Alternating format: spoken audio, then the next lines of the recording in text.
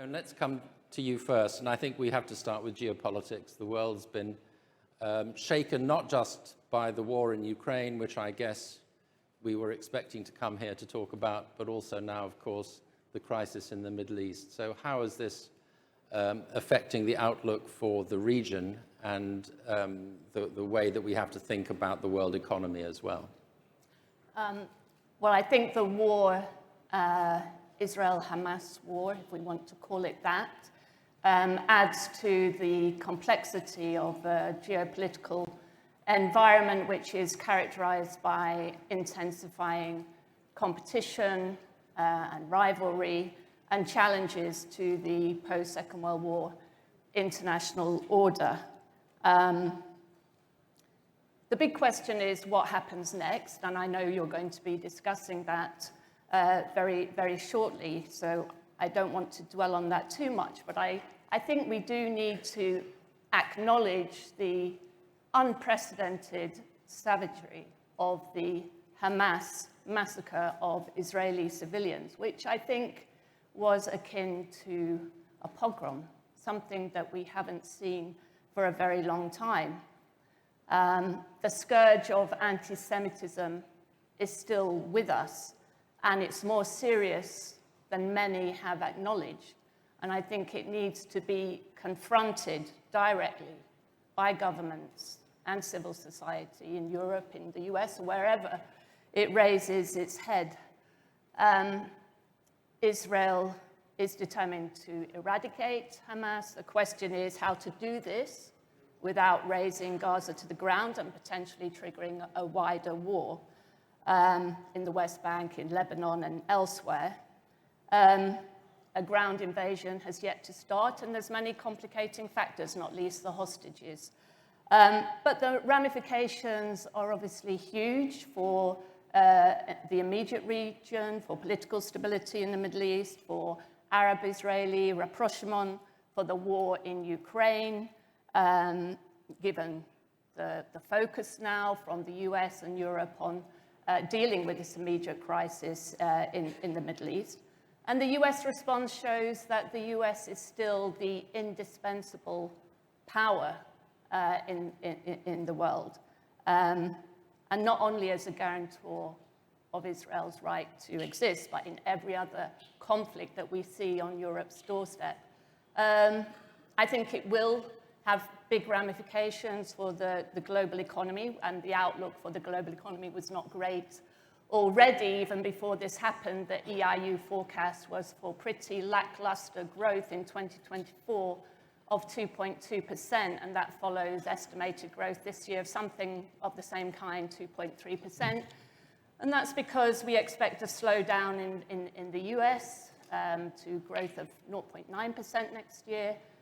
Europe also very modest growth of 1.3%, slight pickup from this year. China growth of 4.8%. But I think, we can already see there's going to be big questions about the impact on inflation. That's what I was going to ask, because, we just were at the stage where we thought maybe this beast was beginning to be slayed, and now everything's up in the air again. Do you energy prices are quite critical for this. What do you expect the ramifications to be? So prior to this, we had been forecasting a slowdown in global inflation next year to about 2.4% from above 5.6% or something this year. But we've already seen that European gas prices are spiking because of a closure of an Israeli gas field, which the gas then goes to Europe via Egypt. And so gas prices have already spiked there. If the war were to widen, I think we'd see much bigger impact on hydrocarbons prices in general. Obviously, oil prices already in a very tight market. The impact of a wider war would be quite considerable, I think, pushing up prices, hydrocarbons prices, and inflation. And then I think raising very big questions about the management of monetary policy. And the big risk, obviously, is that monetary policy tightening could persist through 2024. It had looked like there would be a pause now from the Fed and the ECB, but I don't think we can rule out further rate increases if this worst kind of scenario. With potential impacts on all sorts of things, not least American politics going into an election year. But let's not go there for the moment, because we've got enough to talk about. It's interesting to me that we're sitting here, and you talked about, I think you mentioned it once, but the war in Ukraine. If we had not had what's happening now in Israel, we would have been talking a lot about Russia and Ukraine.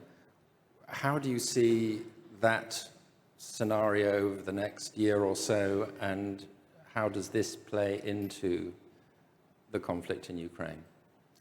I think we'll still talk a lot about the war in Ukraine, and it's still the kind of seminal issue of our times, in my opinion. Putin is in for the long haul, for a long war. That's his calculation, to hold out as long as possible in the hope that support for Ukraine in the West, in the US, in Europe will start to wane. So I think what that means, the Ukrainians are going to fight whatever happens. That's very clear. The question is whether they will have the means to do so effectively. So I think it's absolutely critical, no matter what is going on in the rest of the world or in the domestic political arena. We've got European Parliament elections too next year, and many other national elections in Europe. What's critical is that the focus stays on Ukraine, and that politicians continue to make the case for putting support for Ukraine front and center and maintaining that. So I think we have to be prepared to stick with this as long as possible. Before I turn to Alistair, don't want to lose sight of Greece and the fact that you look at Greece and do the EIU's forecast for Greece. It's always helpful here to sort of set the scene for you to give a few numbers of how the EIU is predicting the Greek economy will look over the coming year or so. How are things post-election, obviously, but in a troubled region now? I think we can still be very optimistic about Greece, and certainly we have been and continue to be. We're forecast, so Greece is bucking the trend in many ways, and there's very good reasons for that. We're forecasting growth of 2.8% next year in Greece. Just to put that in the European context, how does that compare? Around 1% recession we're forecasting in Germany, and very sluggish growth in many other places. So that's our forecast over the medium term, that Greece will outpace growth in the Eurozone over the next 5 years, and certainly next year. So this is following growth about 2.4% this year. And I think there's several reasons why that is. Tourism is continuing to perform very strongly. Greece is the recipient of unprecedented flows of EU funds from the RRF, and I think that means that fixed investment growth is going to be strong. Household consumption, despite the cost of living crisis, has actually been quite resilient.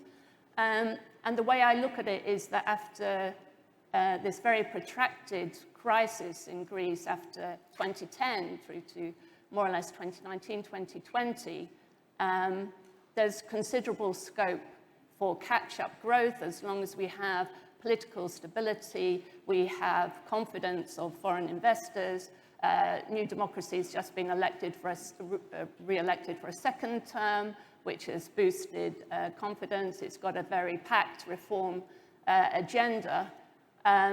So there is a lot to do still in Greece, but I think the outlook is rather better than for many other countries. That's very encouraging. Just one more sort of follow-up on that. I think you monitor business environment, business sentiment. all sorts of measures of Greece. Seems to me, and we come here every year, we sort of see the change at intervals. There has been a change in the way Greece is perceived in the outside world, hasn't there? From a sort of, well, frankly, a source of crisis to a source of potential, really, now, and that's quite palpable. How fragile or solid is that, do you think?